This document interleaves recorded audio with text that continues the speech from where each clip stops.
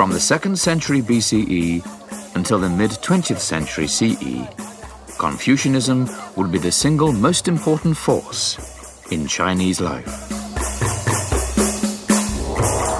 To the casual observer, both Chinese philosophy and Chinese religion appear to be entirely alien to Western philosophy and religion.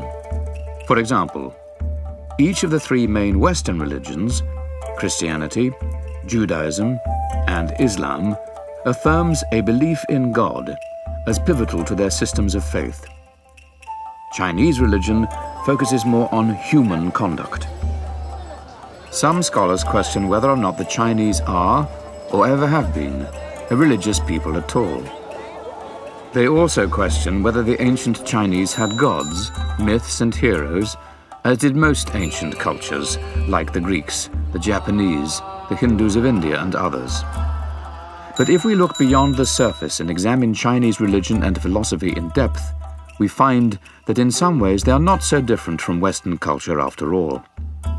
For example, both the Chinese and the Western traditions emphasize the value of rational thought, the role of morals in social relations, and the belief that the individual soul is connected to the transcendent. To start, we must look back more than 2 millennia to an intense awakening around the world. This span of about 6 centuries, from 800 BCE to 200 BCE, produced the classic Greek and Indian philosophers, the Hebrew prophets, and the great Chinese teacher Confucius. Recent Confucianist scholarship has become in some ways a quest for the historical Confucius, a description of him as a real person, rather than an image of popular veneration. The historical figure we know as Confucius actually was a man born as Kong Qiu, who lived from about 551 to 479 BCE, and for 2 millennia was known only within parts of what we today call China. The westernized name Confucius actually was coined by Catholic missionaries who went to China in the late 16th century. The young man who came to be known as Kong Fu-tzu, or Master Kong, and then as Confucius in the West, grew up in the ancient state of Lu in northeastern China. Kong's parents apparently died when he was a child. At one point in his life, he traveled for about 10 years. He visited many other feudal states of his time, seeking but never finding a ruler who would use his advice. At the age of 50, Kong Fu-tzu became a type of police commissioner in his home state. It was the highest public office he ever held, but he remained in office for only about a year. In his old age, Kong devoted more time to teaching disciples, whilst also occupying himself with music, poetry, and occasional conversations with rulers or ministers. Kong always regarded himself as a student. Yet Kong regarded himself also as a teacher. He insisted that no one should be denied an education because of lowly birth or poor finances. Though Kong saw himself as a transmitter rather than a creator, he had a strong sense of his own mission. Indeed, Kong's impact changed Chinese society. For example, before Kong, the word shi meaning gentleman, had applied only to men of high birth, for example to military officers or knights. After Kong, shi applied to scholars, who now ascended to the top of the social ladder. Soldiers came to be despised. A gentleman was called qin, literally meaning son of a prince. But Kong's teachings transformed the meaning of the word so that a gentleman now became someone of high moral character. In this way, he and other humanist philosophers heralded a new age of ethical wisdom. To understand his originality, we have to understand how things had been before him.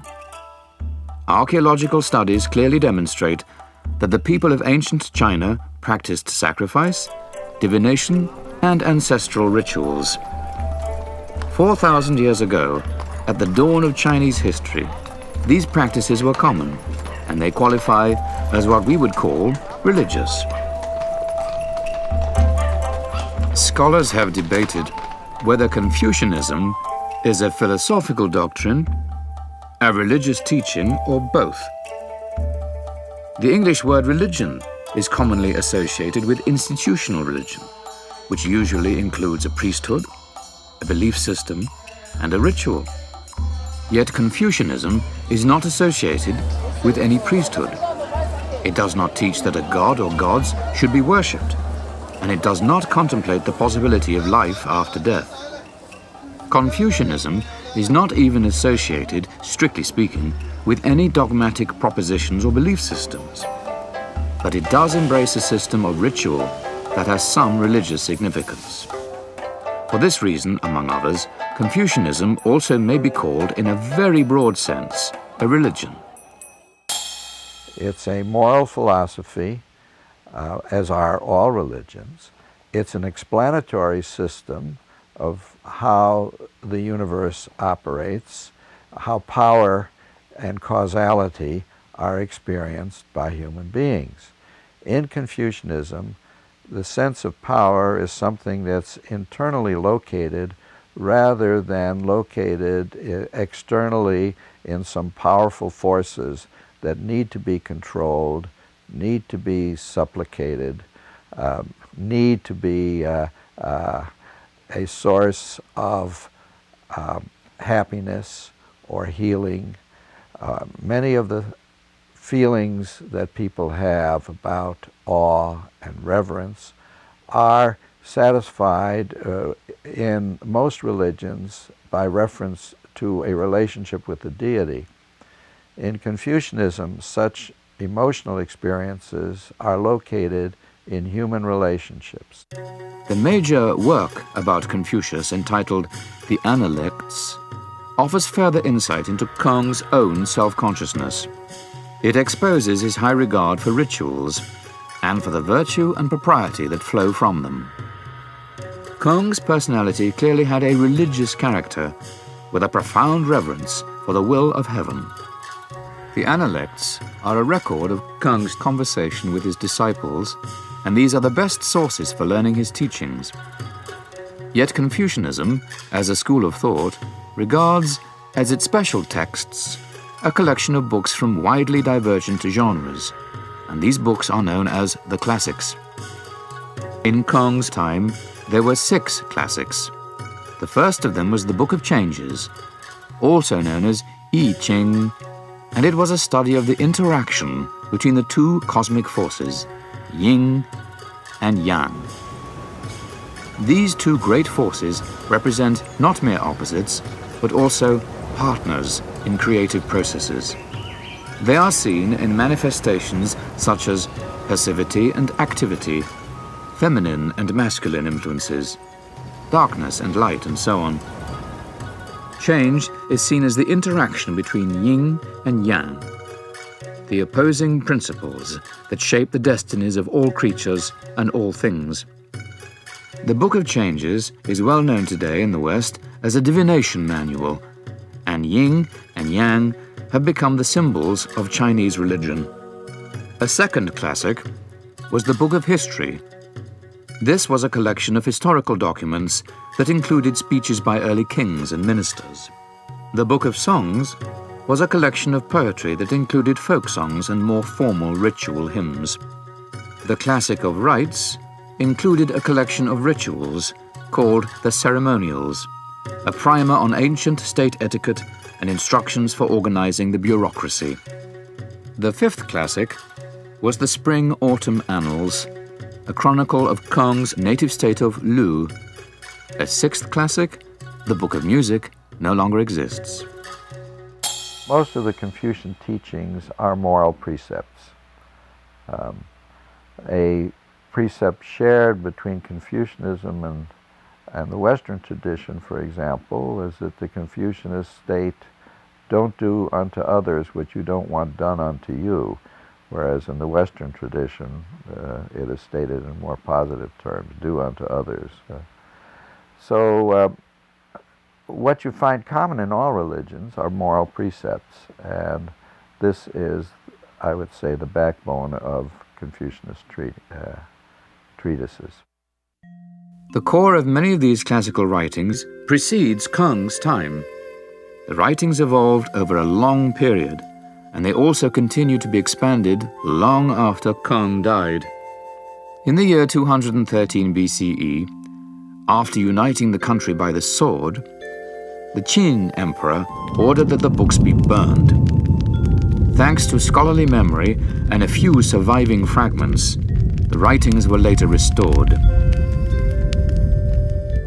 The Han dynasty, which lasted some 4 centuries from 206 BCE to 220 CE, marked a great change in Chinese civilization. China became even more thoroughly humanist, developing a strong interest in philosophy, history, literature, and politics. In 124 BCE, the Han government established the Imperial University to educate future government officials in Confucian ideals. To avoid the disastrous consequences of another book burning, the classical writings now were inscribed in stone. Some say that the great merit of Confucianism is that it discovers the ultimate in the relative. That is, it finds ultimate meaning in the moral character of human relationships. Kong taught a doctrine of reciprocity and neighborliness. He said anyone can be a gentleman if he's taught the proper virtues. So he established China's first private school of higher education. Kong's school was devoted mostly to the art of government and to developing the moral sensibilities of the students. One of the best-known concepts of Confucianism is that of the so-called 5 relationships. These relationships are between a ruler and his minister, father and son, husband and wife, elder brother and younger brother, and friend to friend. Each of the 5 relationships imposes mutual and reciprocal responsibilities. A government minister owes loyalty to his ruler, and a child owes respect to his parents. But the ruler must in turn care for his subjects, as the parents must care for the child. Kong's central doctrine is the virtue of zhen, which is the affection and love involved in human relationships. For parents and kin, they reserved a special kind of love because the roots of zhen are filial piety and brotherly respect. Confucianism acknowledges the natural love involved in kinship. It also recognizes the natural feelings aroused by a neighbor's need for help. Any neighbor. For the follower of Confucius, a parent's love for his or her children extends to other people's children as well. Filial respect for the aged extends to other people's parents and to elders in general. Family relationships serve as models for social behavior in the effort to achieve universal love. One should respect his or her elders, both in the immediate family and in other people's families. We should be kind not only to our own children and juniors, but also to other people's children and juniors. Indeed, these instructions are the source of cohesiveness and solidarity within Chinese culture. But Confucianism is more than a guide to proper social behavior. It also prescribes certain rituals, including religious rituals. Confucianism has even been called a ritual religion, or Li Jiao. The Chinese ancestral cult was surrounded by ritual, as was their worship of heaven as supreme lord. Confucius stressed that it's extremely important to have proper inner disposition when we engage in a religious or social ritual. Otherwise, propriety becomes mere formalism and even hypocrisy.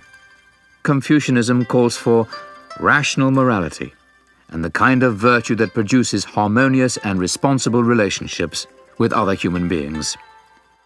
Now, in the Confucianist tradition, the major virtues are harmony, realized in achieving social harmony with others, the playing down of confrontation and conflict, and the exercise of those modes of being that cause harmony to exist among human beings. So harmony is one of the chief virtues. Another chief virtue is benevolence. Kang denied being a revolutionary. He even attributed his own ideas to the ancients. He made little impact while he was still alive, and he died in obscurity at the age of about 72, in 479 BCE. Kang was convinced that his life had been a failure, and his teachings would soon be forgotten. Looking at these religious traditions from the standpoint of an anthropologist, one asks, what are these traditions as far as human behavior is concerned? Today, the Chinese are no longer officially or even consciously Confucian, yet many of their automatic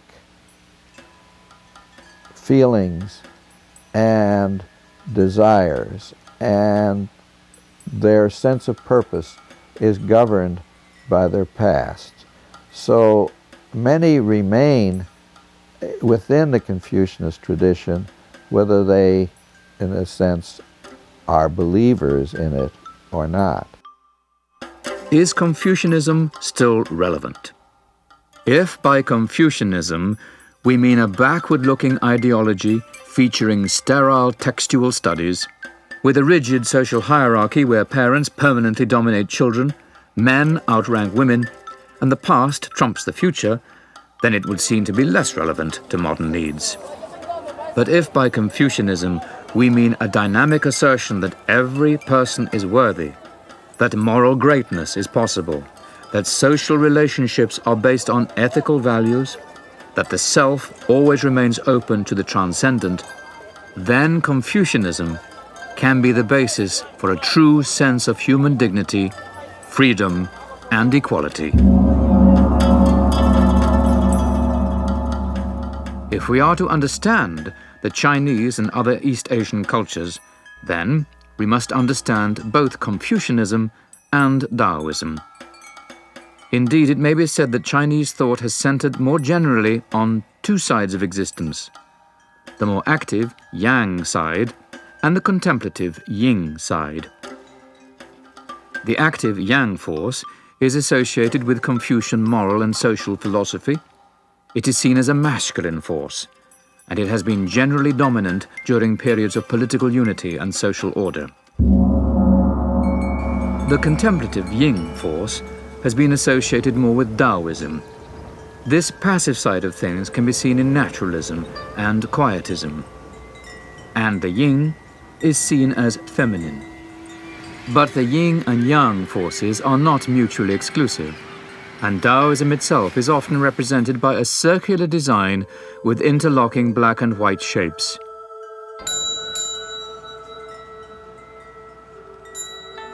Taoism is both a philosophy and also a religion, and sometimes these two forms of Taoism are quite different.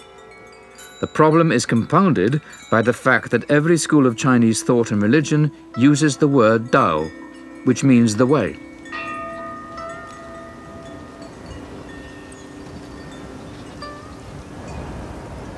Most Taoist philosophers have a genuinely religious desire to transcend the limitations of this life. It is a quest that's as old as humanity itself.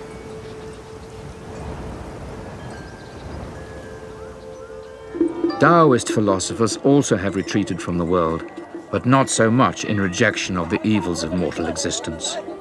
Rather, they have withdrawn in protest of oppression by human political and social institutions. At certain times, Taoist alchemists won political favor at court. At other times, Taoist masters have fought political battles with both Confucianists and Buddhists. But most Taoists have preferred to remain anonymous and reclusive, and they have kept their beliefs mysterious. Taoism has, for most of its history, been practiced under a shroud of secrecy. It began as a philosophy of recluses, and it gave rise to a religion whose followers usually have sought anonymity.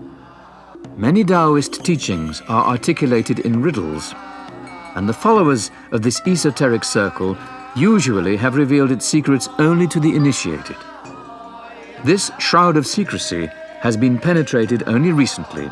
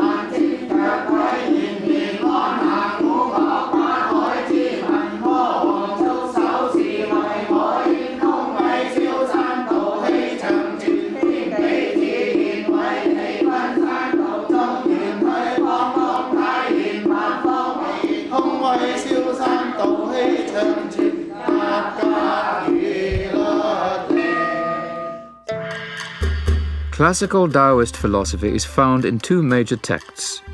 One is called Lao Tzu, named after its author. The other is called Zhuan Tzu, also named after its author. The concept of the Tao appears to be a philosophic attempt to conceptualize an earlier Chinese religious belief. In the Confucian classics, the supreme deity had been called Lord on High. The god, called Heaven, was sometimes given the role of a progenitor or creator. But in Zhuan Tzu and Lao Tzu, the Tao dominates. Here, the Tao isn't seen as a personal deity, but rather as a model for human behavior. The natural way, the human way. According to the Lao Tzu, the Tao existed before the universe. It is the unchanging ancestor of all things, the source from which everything came to be. Taoist practitioners believe they can discover this nameless first principle by following three methods: by contemplating the universe, by cultivating the proper disposition for meditation, and by adopting the proper perspective on life. In Taoism, this proper outlook is expressed by the term wu wei, which literally means non-action.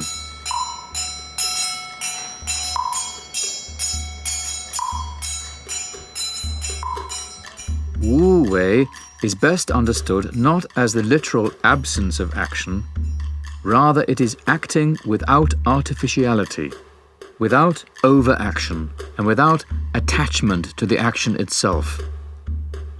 The practical part of Lao Tzu is thus to live according to the way, a way of naturalness, simplicity, and even weakness.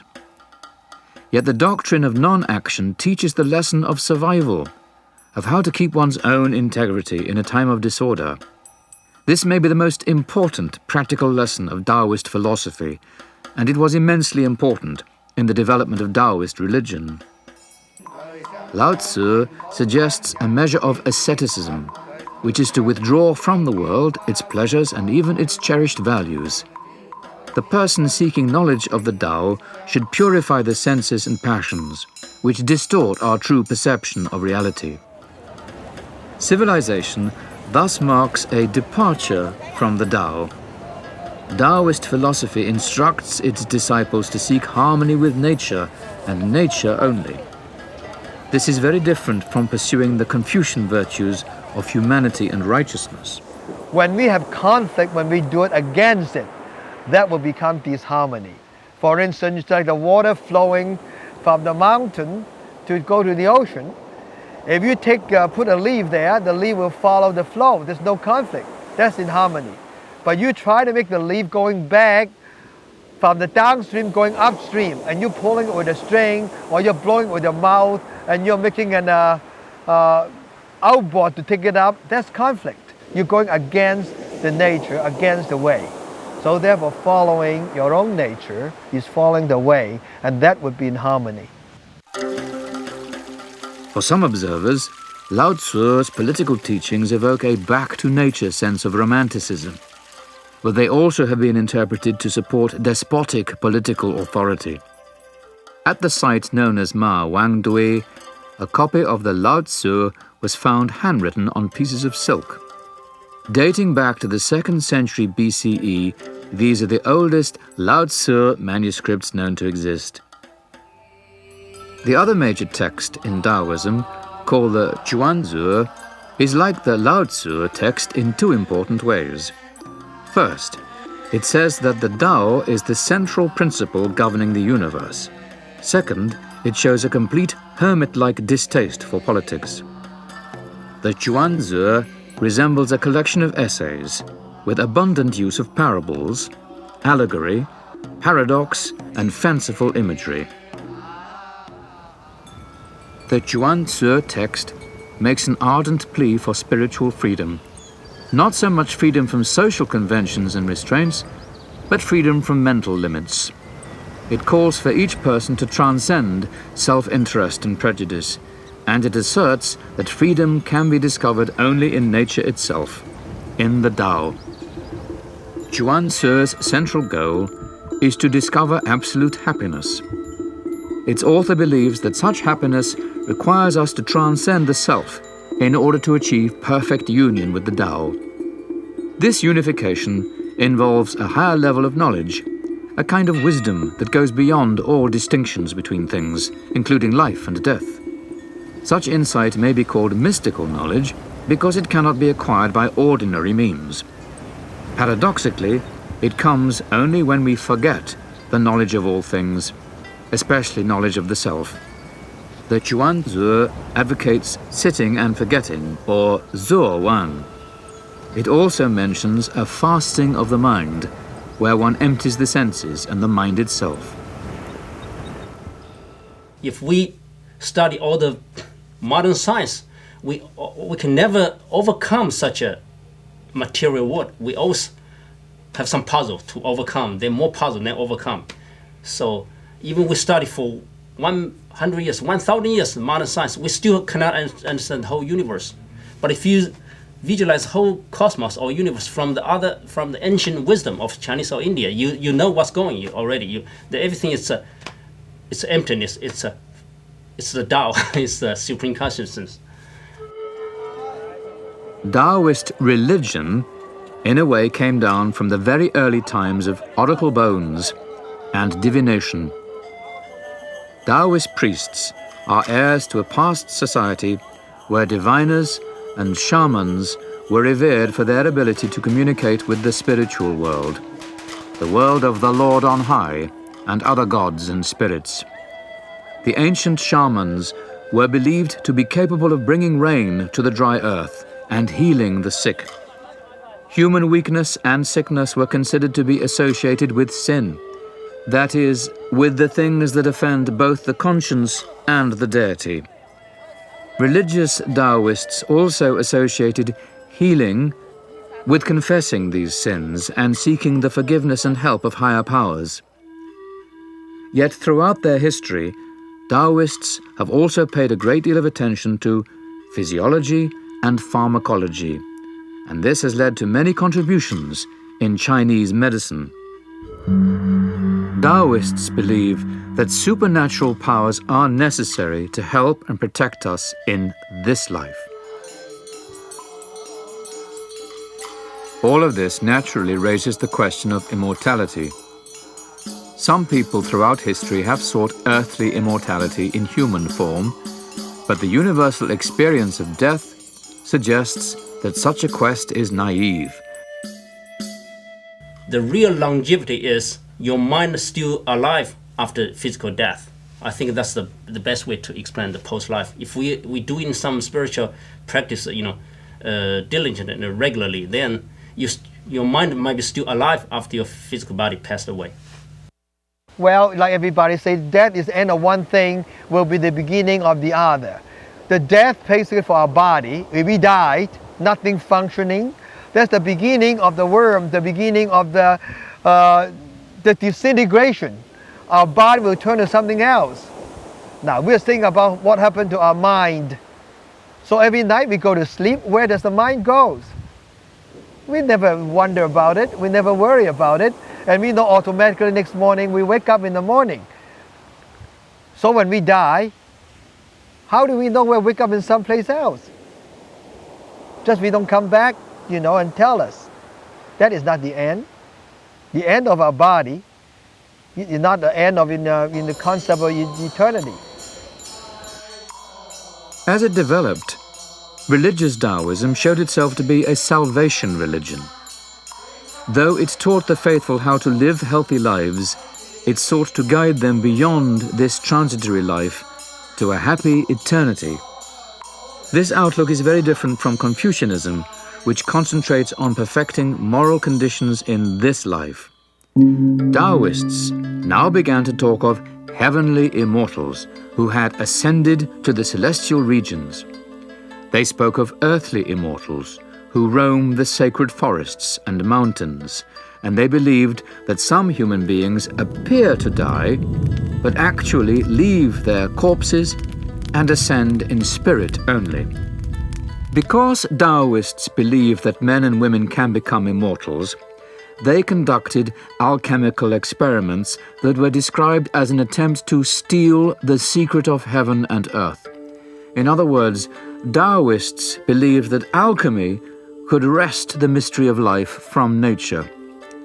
Although they failed to discover this elixir of immortality, their experiments eventually led to scientific developments in chemistry, medicine, and pharmacology. Such developments would come to Europe only many centuries later. This one is quite commonly used in China as a typical liver and kidney tonic.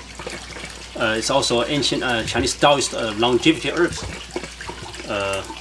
Normally, it's quite popular for Chinese folk remedy, for cooking as well. And this is named Goujizi.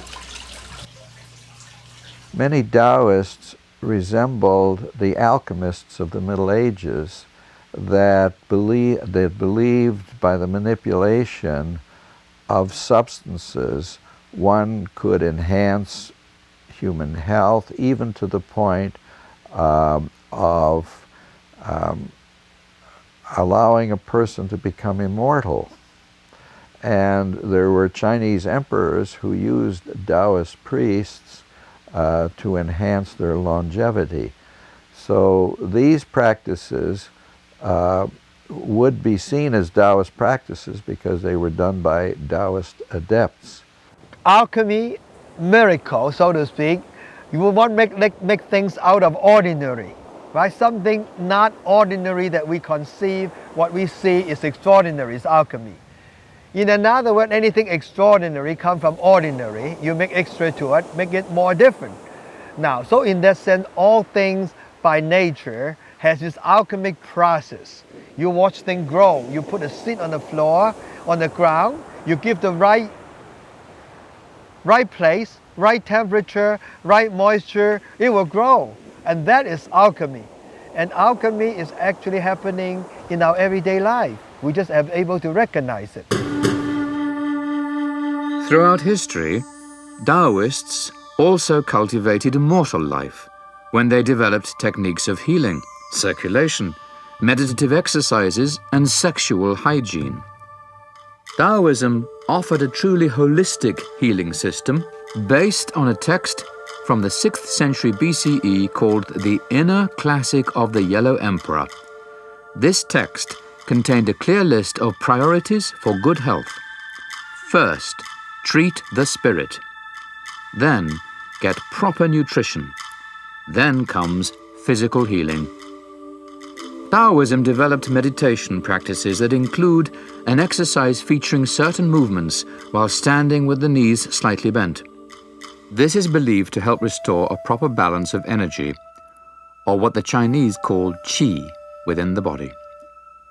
Taoists believed that the qi travels along meridians within the body.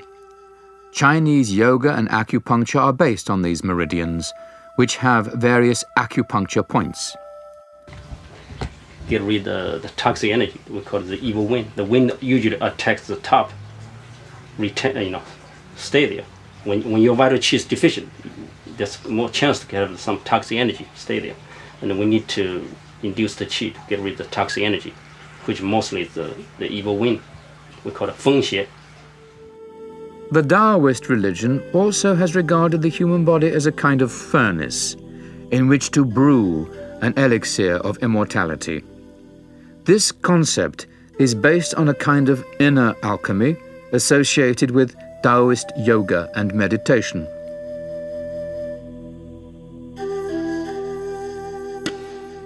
According to the theory behind these methods, the human body is divided into 3 areas called cinnabar fields: head, chest, and abdomen. Each field is inhabited by a number of gods, who give the body life and sustenance, while supervised by a pantheon of deities called the Taoist Triad, or Trinity. Taoists believe that life combines 3 principles. These are breath, or qi, vital essence, or jing, and spirit, known as shen. In Taoist meditation, one focuses the mind on the inner organs of the body and the gods that inhabit them. These gods are regarded as direct emanations of primordial energy in the human organism. Advanced yoga practitioners achieve something called embryonic respiration by consciously imitating a fetus in its mother's womb. This exercise recognizes the existence of important metabolic processes within the body, and psychologically, it involves the quest for inner peace and the integration of the human personality. The ultimate Taoist attitude represents the apex of sitting and forgetting, a phrase that came to refer to certain meditative practices in the higher mystical tradition of Taoism. In this state of mind, symbols and images are no longer thought to be needed. One simply sits and forgets. I would suggest that man, first of all, he has a body, he has a mind. He breathes in between, If his body is healthy, relatively is healthy, his mind is peaceful, then he can solve all the problems. Now, what are the way to do that? I would simply say that stop your world. Don't do anything. To don't do anything means you do not create, you do not think. Now, what is the thinking is, you said worry. What is worry? You create a situation, so you think you cannot do it, so you worry. So you do not create this situation at that moment, then you will not worry. When you don't worry, then you'll be able to figure out some way. While on earth, aspiring immortals should seek progress in meditation and daily living. They should treat worldly necessities, such as food and clothing, as a means to an end, to be used and abandoned. Humans should detach themselves from sensual attractions. They also should eliminate enmity and hatred, which injure the one who hates. The aging body is like a house with rotted walls, soon to be exchanged for a new one. All this demands utter equanimity towards life and death, sickness and health, gain and loss, wealth and poverty.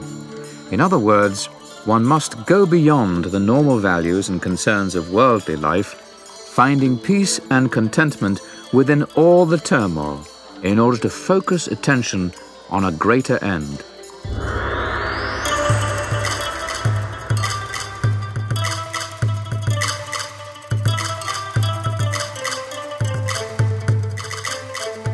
Some scholars say that Taoist philosophy and religion elevates feminine characteristics more than Confucianism does.